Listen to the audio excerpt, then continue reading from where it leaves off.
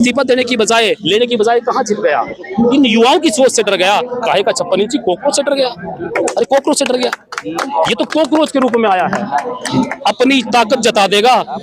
जरा सोचो, आ गया नेवले के रूप में, फन कुचल कर तुम्हारी औकात बता देगा, तुम्हारी औकात बता देगा। कौन कहता है पेपर लीक हुआ? पेपर तो बेचा गया है। अच्छा। लीक होना नेचुरल प्रोसेस है। गाड़ी लीक होगी, उसका पेट्रोल लीक हो गया, टैंकी लीक हो गया, सब कुछ लीक हो गया। पर लीक होता तो किसी गरीब के बेटे के हाथ में लगता, किसान के बेटे के हाथ में लगता, मजदूर के बेटे के हाथ में लगा किसी का। वो पेपर लीक नहीं किया, खरीद के बना के बेच के बड़े लोगों को बेच दिया गया। कई 100 करोड़ का घोटाला है। और धर्मेंद्र प्रधान जिस कुर्सी पे बैठे गए उसके बाप की कुर्सी है क्या? वो इस जनता की दी हुई कुर्सी है। वो जो कपड़े पहन रखे वो भी जनता के दिए हुए हैं, गाड़ी भी जनता की दी हुई है। अगर इज्जत से चला जाएगा, छोड़ के तो इज्जत बची रहेगी, नहीं तो नंगा उतार के कुर्सी से हम वापस भेजने का काम करेंगे। भगत सिंह का युवा है, वही खून इसके अंदर है, वही जोश और वही जुनून है।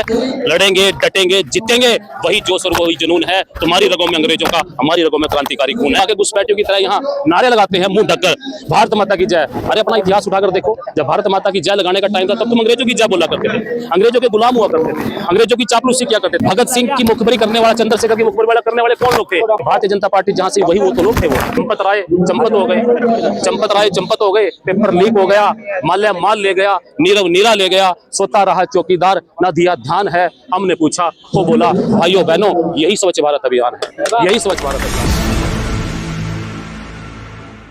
नमस्कार, इस वक्त जंतर मंतर पे हूँ मैं और यहाँ पे कॉकरोच जनता पार्टी का प्रोटेस्ट लगातार जारी है। आज प्रोटेस्ट का 10वां दिन है और भूख हड़ताल का दूसरा दिन है। सोनम वांगचुक जी यहाँ पे बैठे हैं और यहाँ पे आप देख सकते हैं कुछ छात्र भी यहाँ पे बैठे हुए हैं, वहाँ पे कॉलेज के छात्र बैठे हुए हैं। आइए आज यहाँ पे इन लोगों से बातचीत। 10वां दिन है, क्या कहना चाहेंगे? 10वां दिन है, मुझे लगता है 3-4 दिन में रिजाइन दे देगा, चला जाए।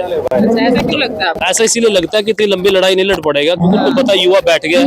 और मोदी जी कहते हैं मजबूत हाथों में देश है, वो जुबान के पक्के भी हैं। उन्होंने कहा था सौगंध मिट्टी की खाता हूँ, देश नहीं बिकने दूंगा, सब कुछ खुद ही बेच दूंगा और सब कुछ बेचकर ढकार भी नहीं लूंगा।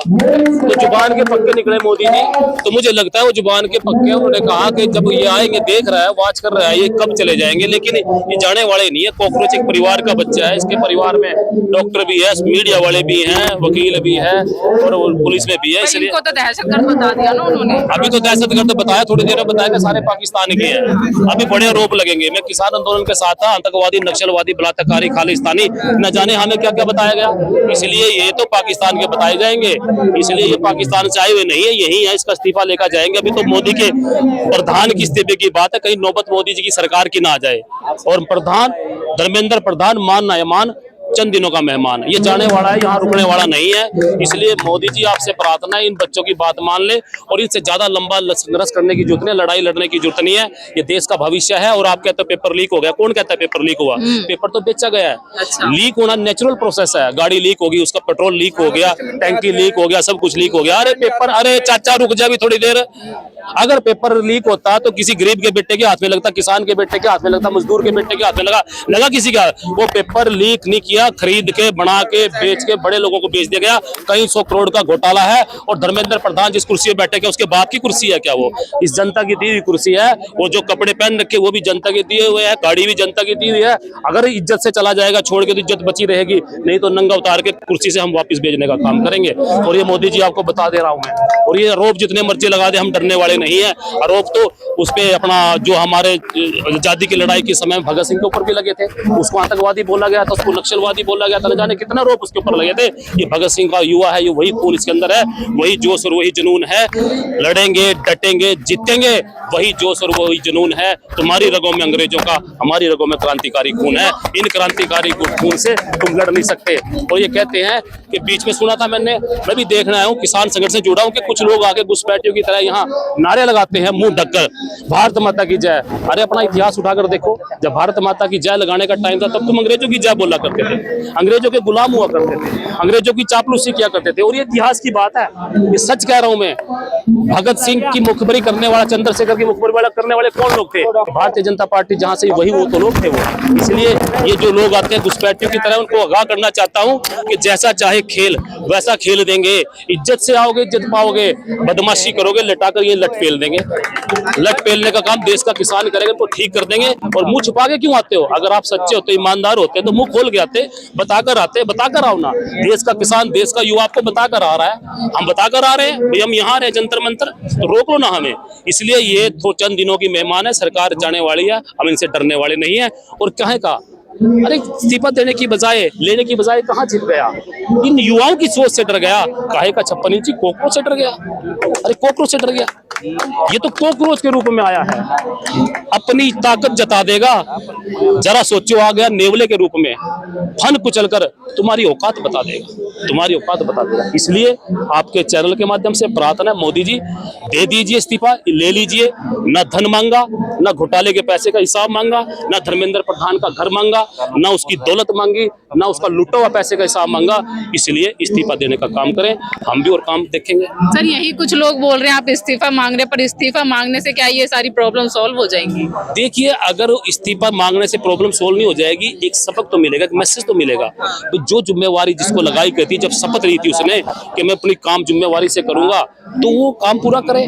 सिस्टम है, ठीक होने में टाइम लगता है। 1947 से जब देश आजाद कराया था, क्या सिस्टम था, करते करते हम लोकतंत्र है यहाँ, कितना टाइम लगा। तो उसका इस्तीफा देने से बच्चों को मैसेज चला जाएगा कि भी आपने इनकी परीक्षा, इन्होंने इतनी मेहनत की, इसका सफाया कर दिया, इनके भविष्य का सफाया कर दिया। वैसे तो सफाया इसने बहुत कुछ कर दिया। मोदी जी ने कहा था कि मैं ऐसा स्वच्छ भारत अभियान चलाऊंगा, आते ही ऐसा चलाया, रोजगार गायब, पैसा गायब, सब कुछ गायब। चंपत राय चंपत हो गए, चंपत राय चंपत हो गए, पेपर लीक हो गया, माल्या माल ले गया, नीरव नीरा ले गया, सोता रहा चौकीदार, ना दिया ध्यान है। हमने पूछा, वो बोला भाइयों बहनों, यही स्वच्छ भारत अभियान है, यही स्वच्छ भारत अभियान है। इसलिए मोदी जी ने जो वादे किए, देखते रहो कैसे कैसे पूरे रहे। तो एक काम करिए, मेरी आवाज आती है, चंद कदमों की दूरी है, इन युवाओं की मान ले, नहीं तो फिर हमें मनाना आता है। रावण भी मनाया था, क्योंकि कई लोग कहते हैं ये मानता नहीं, क्यों नहीं मानता? रावण मानना था क्या? कंस मानना था क्या? सद्दाम मानना था क्या? गद्दाफी मानना था क्या? हिटलर मानना था क्या? मनाया नहीं, भगाया गया था। रहा ना रावण, रहा ना कंस, रहा ना सद्दाम, गया गद्दाफी है।